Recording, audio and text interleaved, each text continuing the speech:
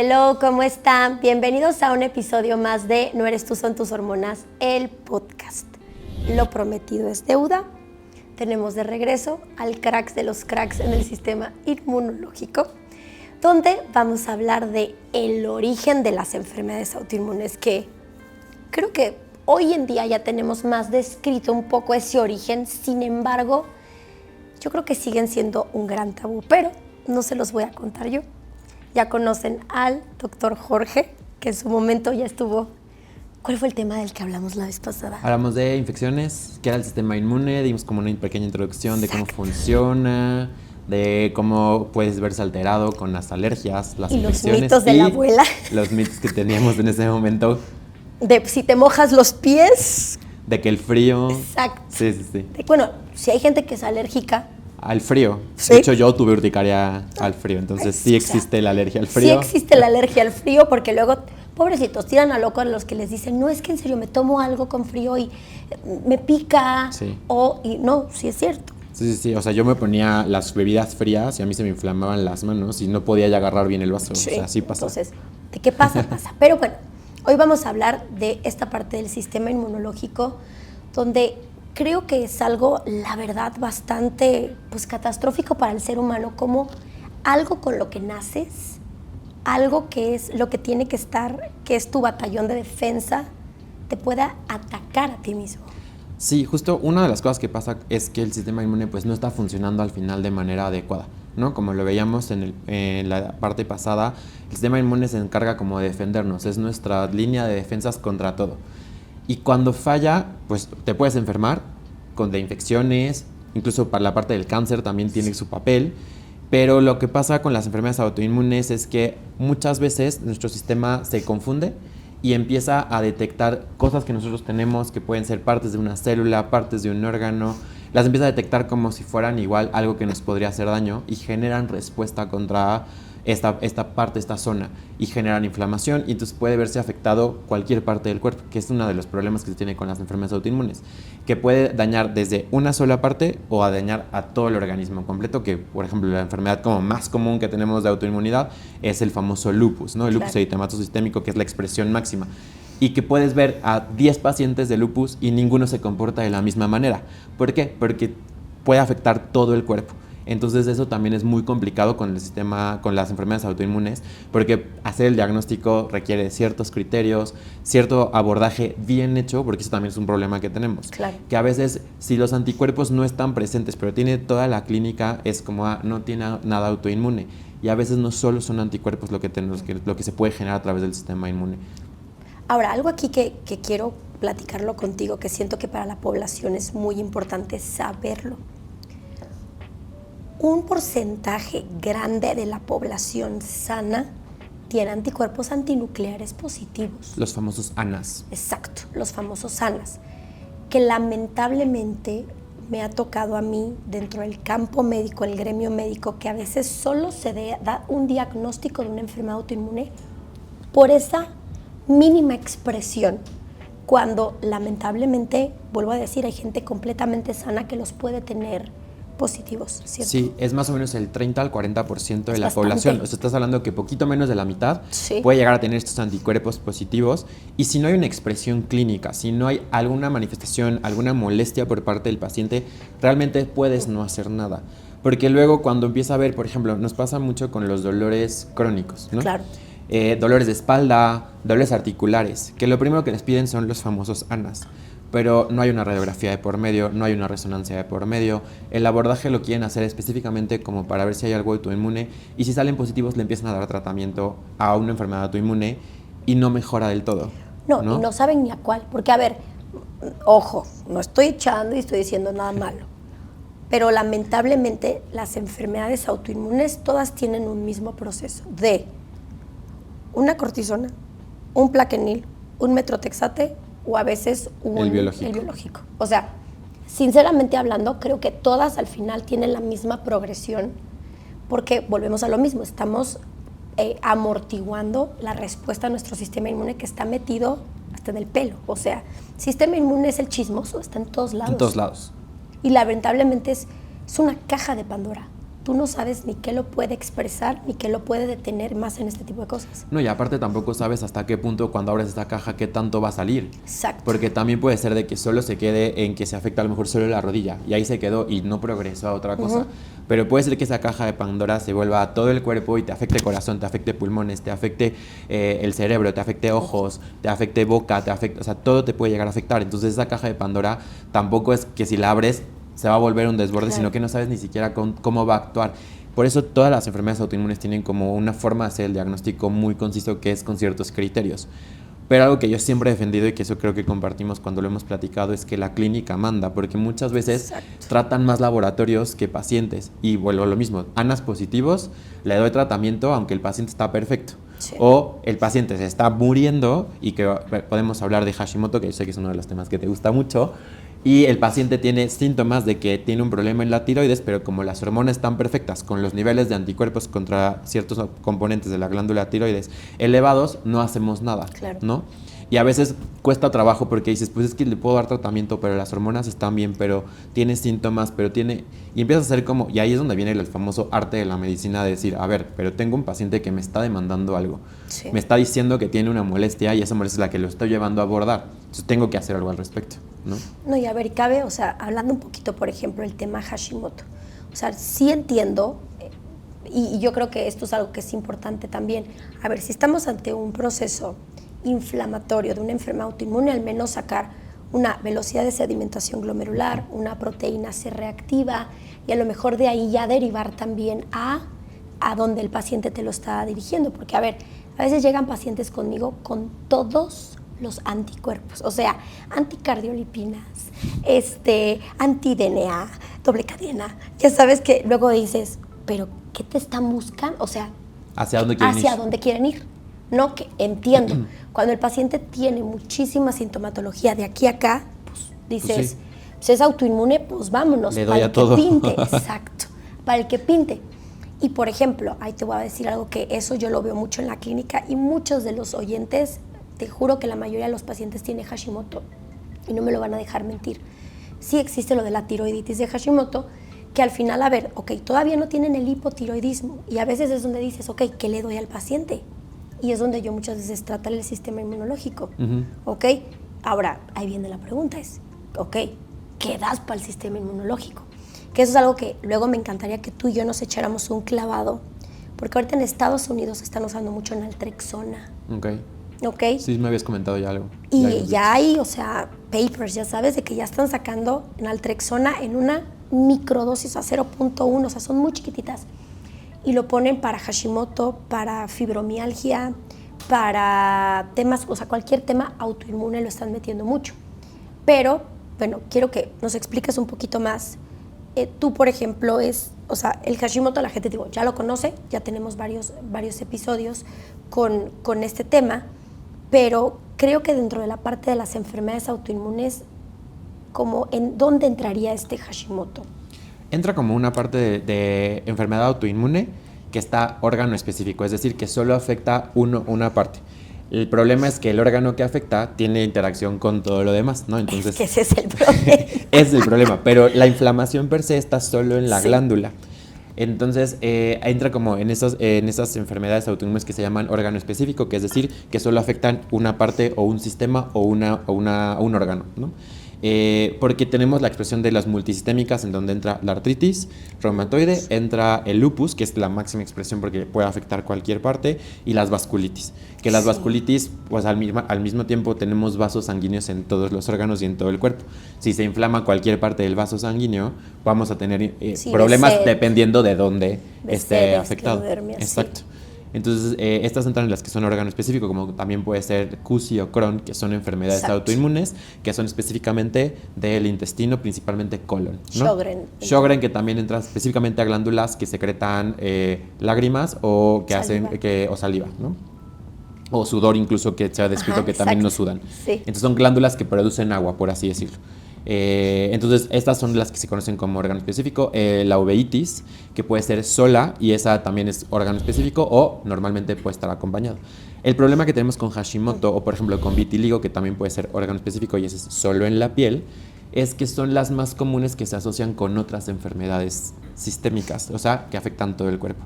Entonces siempre tienen que buscar más allá. Siempre que encontramos un paciente con vitiligo o con tiroides de Hashimoto, es ver que no tenga otra cosa, ¿no? Porque son las que más se llegan a asociar. Principalmente el porcentaje lo relacionan con lupus, pero se sabe que es de las enfermedades que puede tener otras sin que te des cuenta hasta tiempo después. Entonces ahí es donde entraría. Una de las cosas que también es muy importante con las enfermedades autoinmunes, y que eso les explico a los pacientes, es que yo te puedo dar tratamiento ahorita y lo ideal es mantenerte en la línea, ¿no? O sea, para que no me vaya tan abajo para que te enfermes de alguna infección, porque al final estoy apagando el sistema inmunológico, pero tampoco que se esté activando para que tengas síntomas. Y el problema es que en general las enfermedades autoinmunes, las recaídas, por así decirlo, que es cuando regresan los síntomas por inflamación, incluso por una infección, etcétera, suelen ser cada vez más fuertes y de más difícil control. Sí. ¿No? Entonces, por ejemplo, ¿qué pasa con tiroides de Hashimoto? Si yo no controlo esta inflamación, sigo haciendo que se generen anticuerpos, cada vez que se genere una inflamación fuerte en la glándula, puedo llegar a tener síntomas más fuertes y que me va a costar más trabajo controlarlos y que voy a requerir dosis de medicamentos posiblemente más altos. Eso lo vemos más fuerte o más trágico, por así decirlo, en lupus. Sí. Cada vez que un lupus se reactiva, suele ser peor y suele costar más trabajo y se suele agregar un órgano nuevo, Sí. ¿no? Entonces ese es un problema que tenemos con las enfermedades autoinmunes y la razón por la cual el quitar medicamento o agregar medicamento es muy sutil y es un seguimiento muy continuo. Fíjate que algo bien importante que acabas de decir, y al menos en esta parte integrativa donde yo lo veo mucho en la clínica, es hablando específico de una tiroiditis. Obviamente, como tú dices, o sea, una tiroiditis es la inflamación de la glándula tiroidea. Exacto. Ahora, esta inflamación hace dos cosas: o sobreestimula la producción de hormona tiroidea llevándonos a un hiper, o destruye al tejido de la glándula tiroidea ocasionando un hipotiroidismo. Hay ciertos pacientes cuando empiezan con estas tiroiditis que hay una cosa que se llama hashitoxicosis, ya lo dije fatal, hashitoxicosis. Sí. Que real los pacientes tienen un evento tiroideo muy fuerte y ese hipo se pasa a hiper. Que me ha llegado en varias ocasiones que cuando los pacientes tienen este hiper se les empieza a quitar hormona tiroidea y luego se quedan eutiroideos, con su parte autoinmune, pero eutiroideos. Y la verdad les va súper bien. Ahora, en ese caso, yo pues, obviamente lo suplemento y demás. Y algo que acabas de decir, que mucha gente lo sufre, y te podrían hasta dejarlo en los comentarios quién le ha pasado. O sea, con el Hashimoto llegan dolores articulares, problemas digestivos, problemas de memoria. Y hay un doctor muy famoso que estudia mucho Hashimoto en Estados Unidos que se llama Datis Kharrazian. Él siempre te lo dice, a ver, la tiroides sí, o sea, el Hashimoto sí va focalizado aquí, pero es multisistémico. Exacto. Incluso, en algunos casos, ojo, esto no es muy común, pero sí hay casos en Estados Unidos de encefalitis autoinmune por tiroiditis de Hashimoto. Que ahí es donde dices, ah, caray, como algo tan sencillo ya se fue para acá, ¿no? Pero es lo que te digo, como es una hormona una glándula que genera hormonas que afectan en todo el cuerpo, te puede llegar a generar cualquier tipo de afección. Entonces sí está dentro de las órganos específicas, pero las manifestaciones, los síntomas afectan cualquier parte del cuerpo. Y uno de los problemas que tenemos con las enfermedades autoinmunes es que, por ejemplo, en este caso de las encefalitis que se pueden llegar a asociar, o la artritis, es que si ya generaste un autoanticuerpo, que es como se les dice a los anticuerpos que detectan algo propio, la probabilidad de que generes otros diferentes es más alta, ¿no? Entonces, puede ser que a lo mejor no tengas tantos anticuerpos como para las articulaciones, y entonces no tengas per se una artritis reumatoide, pero ya tienes unas células que ya saben que pueden detectar lo propio como diferente, como ajeno, y empezarlo a atacar. Lo mismo pasa en el sistema nervioso central, lo mismo pasa en el ojo, lo mismo pasa en las mucosas, corazón, pulmón, en donde quieras. Entonces eso pasa con las enfermedades autoinmunes. Y uno de mis profesores del instituto siempre decía, es que creo que uno de los problemas que tenemos con las enfermedades autoinmunes es que las vemos como solo una entidad. Exacto. Y más bien es un espectro que se puede ir moldeando de un lado a otro, en donde tu máxima expresión es lupus y tu mínima expresión son los ANAS positivos sin síntomas. Exacto. Y entonces te puedes ir moviendo o sea, Sí, de hecho, uno de los trabajos que se hicieron en el instituto fue que los pacientes que tenían púrpura de Henoch se les dio seguimiento y aproximadamente entre un 10-15% llegaban a desarrollar lupus en la adolescencia, porque bueno, en el instituto veíamos pacientes pediátricos, entonces llegaban a desarrollar lupus en la adolescencia. Y mujeres. Y mujeres principalmente, ¿no? Entonces eso te lleva a pensar en esta parte que él decía, es que yo siento que o sea, ahí sí no es como que hay un estudio, pero él me lo decía. Me dice, es que si vemos el grueso de pacientes que tenemos con lupus, algunos tienen antecedentes de tener algún problema tiroideo, de que de chicos tuvieron púrpura, o incluso Guillain-Barré, o sea, entonces empieza a ver que es un espectro, pero ¿qué tiene que ver? Que sí hay una cuestión genética, que es la base, por así decirlo, que hace que no haya una regulación de este sistema inmune. Pero lo que se ve que es lo que tiene que ver con el podcast, el origen, hay un desencadenante en el, me gustaría decir un porcentaje, pero más o menos 60-70% es una infección que hace que se confunda el sistema inmune asociado a esta parte genética que ya tiene la predisposición de no regularlo al 100%, y entonces nos empezamos a confundir. Por ejemplo, en púrpura de Henoch está súper descrito que una infección principalmente por estreptococo, hay un componente del estreptococo que se parece a una parte de uno de los anticuerpos, que es la IgA, y entonces por eso se genera la famosa vasculitis de IgA, porque hay anticuerpos que detectan la IgA, se generan estas como moléculas que los empiezan a detectar y son muy pesadas y se depositan ¿en dónde? En los vasos más pequeños. Wow. Y pues la gravedad nos afecta inclusive a los anticuerpos, sí. Por eso afecta principalmente las piernas, es por simple gravedad. Si tú a un paciente con púrpura de Henoch lo tienes acostado, las lesiones van a aparecer en la espalda, que tiene que ver con el efecto de la gravedad. Entonces está escrito, y es porque se confundió, porque una parte del estreptococo se parece a una parte de la IgA, se confunde el sistema inmuno, aparte de que con la infección lo tengo hacia la alza, lo tengo elevado, lo tengo activo, entonces esto hace que se genere esta respuesta. Fíjate que esto es súper interesante. Yo te hice una certificación de Hashimoto con este doctor que te estoy comentando, y él tiene una gráfica de cosas que podrían propiciar o detonar una tiroiditis de Hashimoto. Dentro de, obviamente te pone la parte genética, ajá, porque si hay genes, sí hay genes, obviamente. 2, te pone estilo de vida, ambiente, porque obviamente pesticidas, ya sabes, metales pesados y demás. Te pone una parte donde te dice, ok, factores endógenos, donde lamentablemente lo describe muy bien, te dice, ok, más femenino, y es lo que yo te comentaba del estrógeno. Entonces él decía, fases de detonación de la mujer de una enfermedad autoinmune o Hashimoto, y te pone pubertad, sí, que es el desarrollo de la mujer, posparto, sí, y menopausia. ¿Ya que sabes? es en los momentos en donde las hormonas están pero a tope. A tope o están muy disreguladas. Exacto. Que están subiendo, bajando, subiendo, bajando. Y te pone la última y te dice virus. Pone Coxsackie. Pone toda la parte de familia de Epstein-Barr. Uh-huh. En algún punto, obviamente, COVID, que ya ahorita está súper descrito. Sí, sí, sí. Y no me acuerdo cuál otro. De los virus está también, puede ser en general cualquiera, sí, o sea, cualquier virus, pero está... Epstein-Barr es uno de los principales que genera autoinmunidad, y yo siempre se los digo a mis pacientes, yo le tengo más miedo al Epstein-Barr que a cualquier otro virus. Es de los virus que yo más miedo le tengo, porque puede hacer lo que se le plazca y no hay tratamiento. Entra y no sale. Y no sale. Sí, estoy de acuerdo. No sale. A mí es el virus que más miedo me da que le da a uno de mis pacientes. Y tiene que ver con esto. Entonces, virus de Epstein-Barr, si mi memoria no falla, citomegalovirus también se ha descrito para autoinmunidad. Coxsackie, Ecovirus. Cierto. Y bueno, y COVID, que ha tomado muchísimo auge. Pero me falta otro por ahí. No me acuerdo ahorita cuál es, pero sí venían. Uh-huh. O sea, y él te los pone así, ya sabes, y al final te lo dice. Y ahora, en Epstein-Barr salía como unas grafiquitas en esta presentación y te ponía, ok, HLA-V, o sea, ya sabes, como que ponía... Las alteraciones genéticas. Exacto. Y te iba para te daba para acá. O sea, al final lo que él te decía es, a ver, hay muchos virus hoy que tú haces círculos, y él tiene unos círculos muy padres en esta presentación, que ahorita estoy tratando de imaginármelo, y te pone estos genes más la exposición virus, más tu parte endógena. Ajá.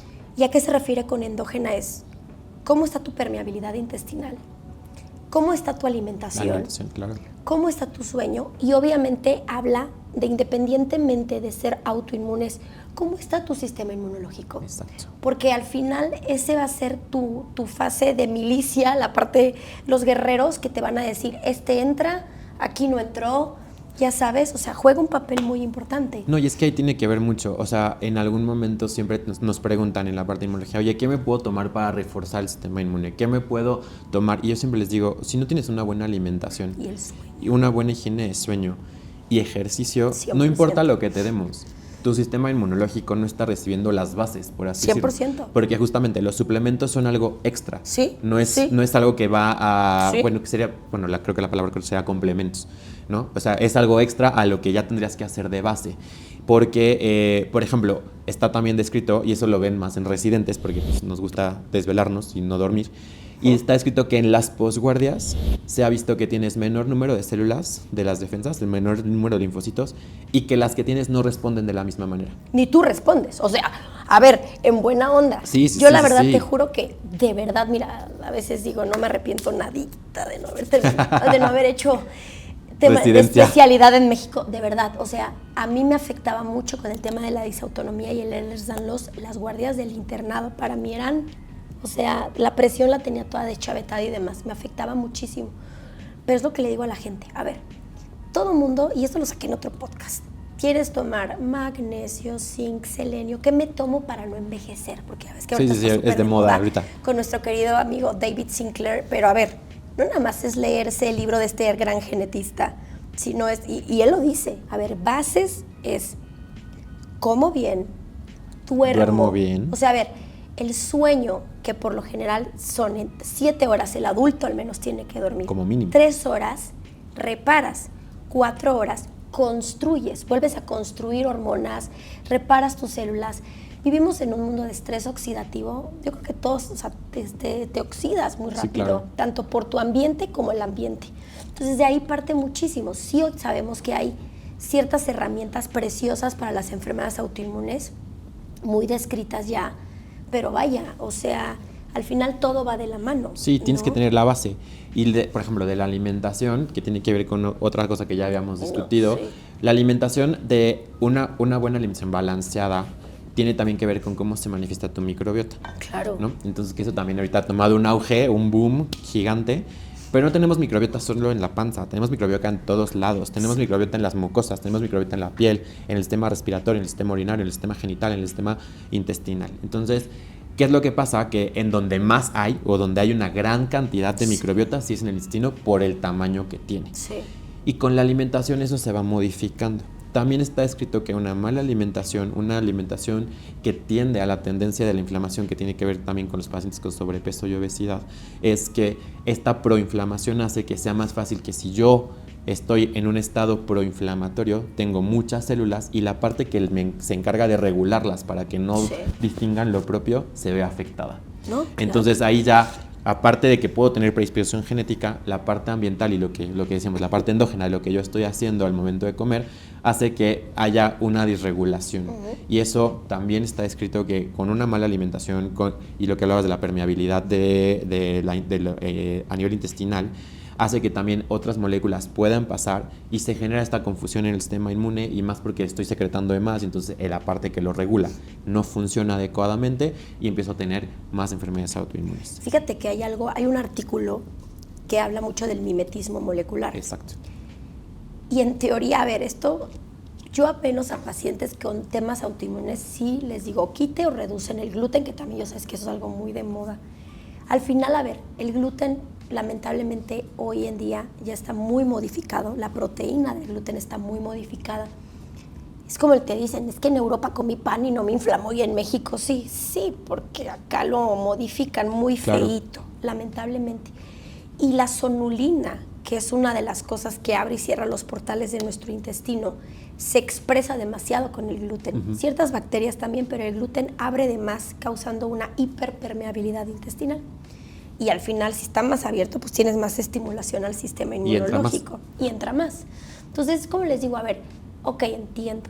Hay gente que le cuesta mucho trabajo quitarlo, pero al menos, pues no todo es gluten también. Te dicen, Sí, no. es que ¿qué como? Frutas, verduras, proteína, papa, camote, quinoa, todo eso no Y tiene aparte gluten. ya cada vez hay más cosas de gluten free que eso ha tomado un buen de auge. Pero también creo que mencionaste el gluten porque era algo que sí me gustaría como dejar claro, que dicen que es alergia al gluten, no es No alergia. es alergia, es intolerancia. Es intolerancia porque lo que se generan igual sí son anticuerpos. Exacto. Y tampoco es una enfermedad autoinmune porque no es algo propio, ¿no? Entonces lo que se generan son anticuerpos que detectan sí algo extraño, pero se generan contra algo que está dentro de nuestra dieta. Exacto. Pero no son anticuerpos propiamente de la alergia, que es una molécula que es la IgE, son anticuerpos generales. Entonces, no es una alergia, porque si llegan y dicen, soy alérgico al gluten, pero salen ronchas, te da comezón. No, me superinflama y yo, ok, es intolerancia, que es lo mismo con la lactosa, no es intolerancia. Que ahí viene porque no se secreta una molécula adecuada, que es la lactasa. Pero sí, ahí sí tiene un componente del sistema inmune porque genera anticuerpos contra esta molécula del gluten, Sí. pero no como tal, no es ni enfermedad autoinmune ni es una alergia, ¿no? Como, o sea, por ejemplo, una cosa es la celiaquía. Ajá. Y aparte y se llama la enfermedad tal cual, es sensibilidad al gluten no celíaco. No celíaco. Ajá. Exacto. Entonces, los pacientes tengo un podcast de eso con un gastroenterólogo súper interesante, y de verdad, hay más sensibles al gluten que celíacos, pero los síntomas son iguales. Igualitos. Idénticos. Y lamentablemente, como él me lo decía, hoy en día hay un estudio que se llama GI Map, que sí ya te sale el gluten peptides, o sea, ya te viene esta sensibilidad. Y la verdad es que es una gran herramienta porque tú ahí ves también los niveles de sonulina. Este hombre se hizo crack de este estudio porque está muy cañón. Pero porque, como él me lo decía, a ver, por biopsia no sale, a menos que sea celíaco. Ajá. Que a veces hasta incluso tampoco los tienen, ¿eh? Algo me comentaba él. Tiene que ver con que tiene que ver el momento en el que haces la biopsia, el Exacto. lugar en donde haces la Eso también biopsia, me si dijo. está o no está en tratamiento, cuándo Sí. fue la última vez que comió gluten, porque eso hace que las células migren a ese lugar, generen la inflamación y ya tengas los síntomas. Sí. Pero está cañón ver en qué lugar están migrando, o sea, es muy difícil. Por eso la parte de tomar biopsias a nivel gastrointestinal creo que es complejo. Sí me considero que está fuera de mi cancha, pero sí es complicado, o sea, porque es lo que te dicen siempre los cirujanos o los gastroenterólogos que hacen biopsias es, o sea, tomé biopsias de lo más que pude, donde vi como más inflamación, Exacto, pero sí. es muy complicado decirte que si sale negativo no esté.